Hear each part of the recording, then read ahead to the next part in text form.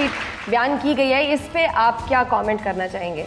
मैं 2-3 बातों का बिलखुसूस जवाब देना चाहूँगा। देखिए, जब हुकूमत गिरी पीटीआई की, ये आदाद आपके सामने है, मुल्क में ग्रोथ की जो रेट थी वो 6% था, जीडीपी पर एनम जिसको कहते हैं। ये बिल्कुल गलत है कहना कि उस दौर में कुछ नहीं हुआ था। मैं चैलेंज करता हूँ, जाके कोई भी आदाद देख ले। ऐसा नहीं होता कि हुकूमत की तब्दीली से एकदम 0 से 6% आप पहुँच जाएँ। उसके लिए एक अमल होता है, उस अमल को तय करते हुए आप पहुँचते हैं। जब ग्रोथ जो है, टेक ऑफ जिसको कहते हैं स्टेज, वो आ जाती है।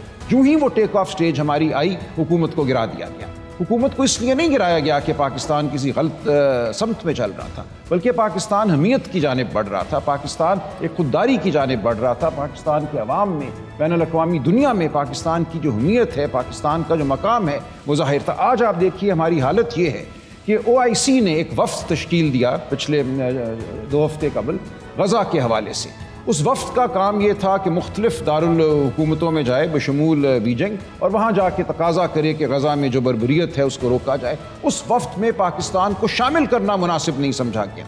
हमारी आज दुनिया में ये बेतौकीरी और हैसियत है कि OIC, इस्लामिक ऑर्गेनाइजेशन और इस्लामिक कंट्रीज़ हमें इस काबिल नहीं समझती कि हमें उस नुमाइंदा वफ़द में शमूलियत दी जाए।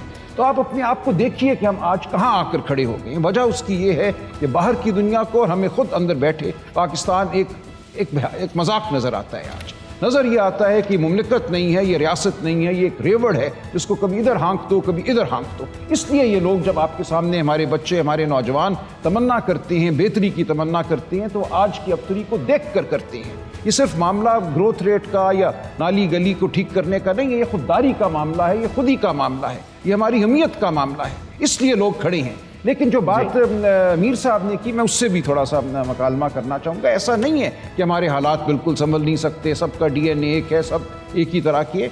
PTI में मेरी को अब 1 साल से इन्वॉल्वमेंट है, उससे पहले नहीं थी। मैं 30 साल वकालत करता रहा हूँ। वकालत के ज़रिए ही मेरा कुछ कुर्ब पैदा हुआ PTA के मुख्तलिफ लोगों से, बशमूल इमरान खान साहब। और मुझे ये एहसास हुआ है कि PTI के अंदर एक मकालमा इस वक्त चल रहा है, एक बहुत बड़ा मकालमा इस वक्त चल रहा है, जिसका मैं खुद हिस्सा हूँ। मैं वकालत से आया हूँ, मैं एक मिडिल क्लास फैमिली का फ़र्द हूँ, मैं कोई पिदरम सुल्तान बूद नहीं हूँ।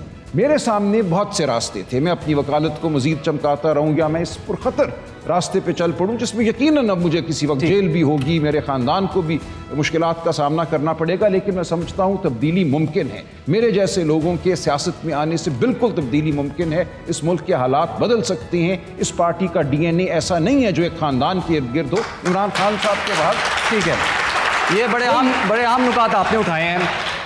हम पुरज़्म हैं आपको आगाह करने के लिए। अगर आप दुनिया भर से हासिल होने वाली इत्तलात, मालूमात और ख़बरें जानना चाहते हैं तो अभी सुनो न्यूज़ का YouTube चैनल सब्सक्राइब करें और बेल आइकन पर क्लिक करें।